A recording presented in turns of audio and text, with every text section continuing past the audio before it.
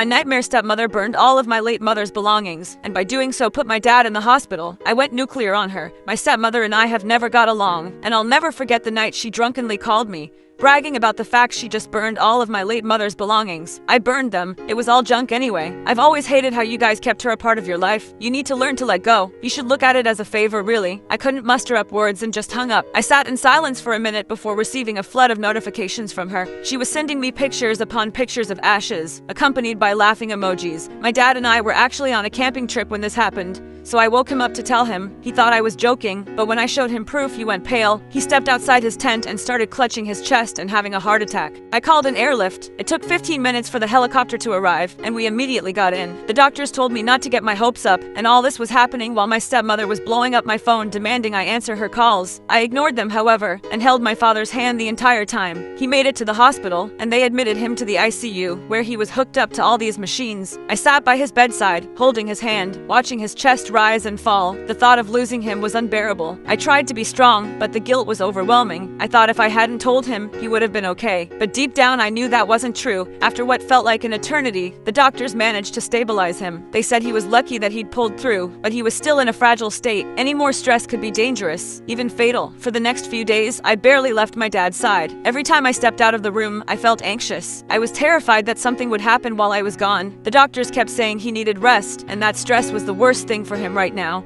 But it was hard, considering my stepmom had burned all of my mom's possessions.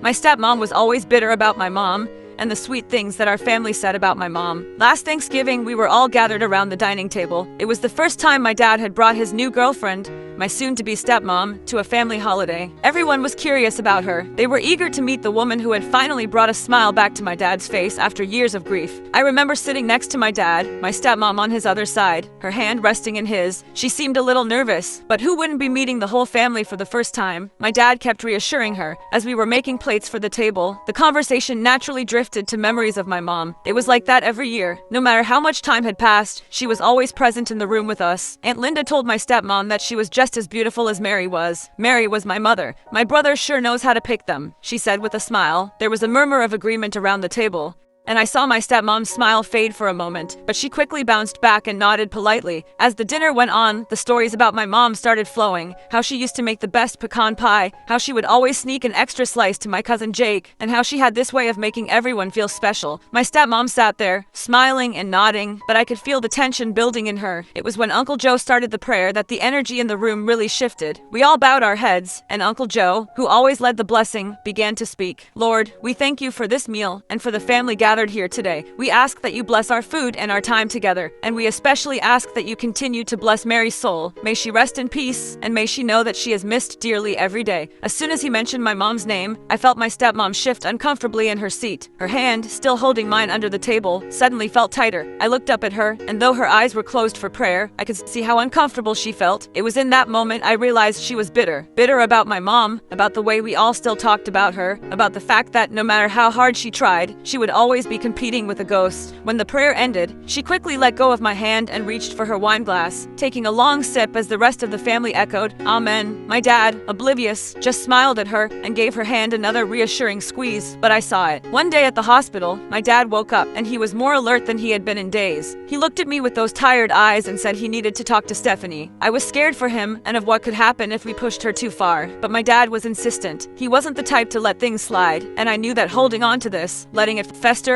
would only make things worse for him. So, I agreed. We would confront her, but we'd do it together. We waited until my dad was discharged from the hospital. He was still weak. We decided to confront her at home. When we got back to the house, the tension was heavy. My stepmom was sitting in the living room, watching TV like nothing had happened. The sight of her made my blood boil, but I kept it together for my dad's sake. He told her that they needed to talk, and when she noticed my dad was home, she tried to greet him with open arms. He pushed her away, and she looked stunned. She asked what was wrong with him, and he laid it all out. You know damn well what's wrong. You burned all of my wife's things, he said. For a moment she paused and turned red. She then tried to justify it by blaming my dad for still loving my mom. He told her that he didn't still love her, but she was in no position to burn all of her belongings. Stephanie said if he didn't still love her, then why should it matter? They were just things cluttering up the house. She screamed at him. I could see my father was piping hot, and I motioned for him to sit down. I didn't want to have to take another trip to the hospital, and even though he was still weak, he snatched his arm out of my hand. This was all she had of her mom, and you threw it all away because you wanted to free up space? He screamed. She rolled rolled her eyes and said he was being too dramatic. She said he couldn't live in the past forever and that it was time to move on. My dad told her that this wasn't about moving on, it was about respect, and that was when I chimed in. The fact that she didn't seem to be remorseful at all infuriated me. She told both of us that it was her house as well, and that she was the wife now, and if we had a problem with that, then we both could leave. She even said that we should be thanking her for removing all of my mom's belongings from the house. She told me that with that stuff gone,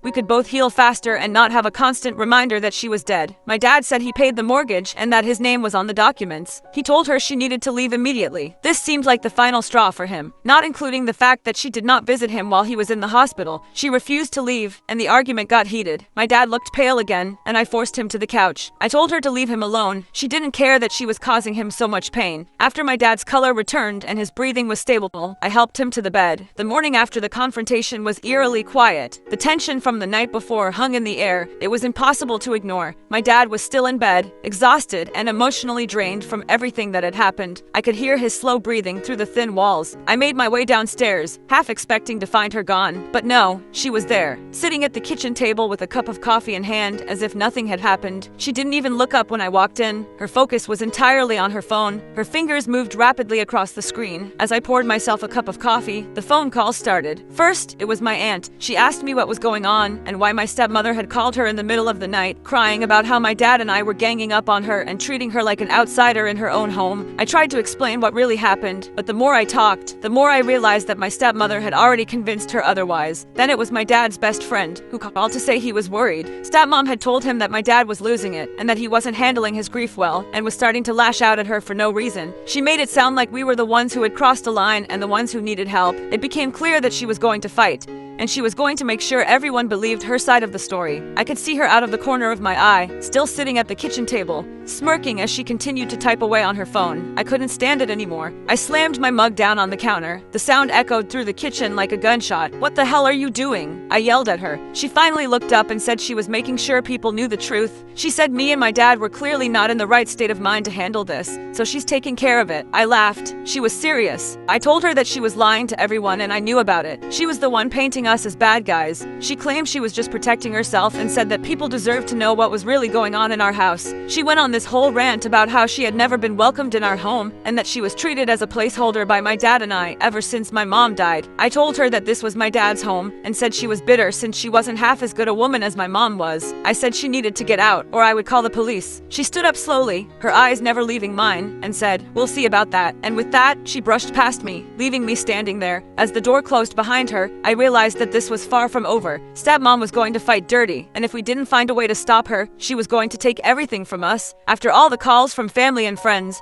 my dad started stressing, and then his health started to decline again. He was stressed all the time, barely sleeping, and it was taking a toll on his heart. The doctors warned us that he couldn't take much more of this, that if things didn't change, he might not make it. I couldn't stand by and watch her destroy him. We needed to get her out of our lives, but she wasn't going to go quietly. That's when I realized we needed legal help. We found a lawyer who specialized in family law, and we started the process of filing for divorce. It was grueling, and my stepmom fought us every step of the way, but the more she fought, the more her true colors showed. She tried to play the victim, to paint us as the bad guys, but it didn't work. The court saw through her lies and saw the damage she was trying to do. She had no remorse or empathy, just a burning desire to get what she wanted, no matter who it hurt. The divorce was ugly. She dragged it out as long as she could, trying to drain us financially and emotionally. But in the end, the court ruled in our favor. She was forced to leave, and we were finally free of her. After she was gone, it took time for us to heal. My dad's health slowly improved, but he was never the same. The stress had taken its toll, and he was more fragile than ever. We focused on rebuilding our lives, on finding a new normal. It wasn't easy, and there were days when the weight of everything we'd been through felt like too much to bear, but we had each other, and that was enough. We didn't talk much about my mom's things after that. The loss was too painful. One day, as we were going through some old boxes in the attic, I found a small envelope tucked away in the corner. It was addressed to me in my mom's handwriting. My heart skipped a beat as I opened it. Tears formed in my eyes as I read the words she'd written to me before she passed. She talked about how much she loved me and how proud she was of the person I was becoming, and at the end,